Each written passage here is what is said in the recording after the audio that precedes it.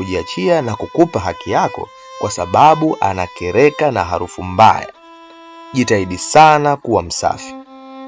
Chunguza katika maisha ya kawaida. Watu wasafi hutamaniwa na watu wengi. Tena wengine wanawataka ili kushiriki tendo la ndoa nao. Sasa wewe basi uwe msafi kwa ajili ya mwenza wako. Jambo lingine, sambamba na usafi katika tendo la ndoa ni ubabe wa mwanamume kwa mkewe. Mwanamke anahitaji maneno malaini yenye upendo. Mwanamke hapendi mwanaume mbabe mwenye kukaripia bila sababu. Mwanaume kama huyu humfanya mwanamke kutafuta mchepuko mwenye kumfariji kwa maneno ya mahaba. Mwanamke huyu mwenye mume, tena mume mbabe, hata katika kuomba unyumba ni rahisi sana kunasa katika mikono ya mwanaume mwingine ambao atampa faraja ambayo haipati kwa mumewe.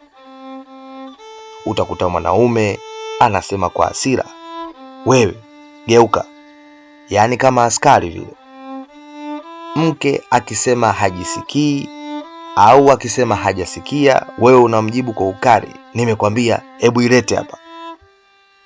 Mwanaume mwenye tabia ya ubabe ni shida sana kumsisimua mke wake, tena katika tendo la ndoa. Hivyo wewe mwenyewe unamsababishia mkeo kufanya uasherati. Usifanye kama mnyang'anyi vile. Ile ni faraga, basi tuliza akili yako. Wanaume wengi hulalamika kuwa wake zao hawana hamu au msisimko, lakini sio kweli. Bali wanawake wote wanayo hamu kama wewe, ila wanahitaji kusisimuliwa na wanahitaji upendo na faraja. Maudhi ya mara kwa mara yanafisha hamu ya mkeo ya kufanya tendo la ndoa. Ukimlazimisha atakupa, lakini hayuko tayari na hajisikii.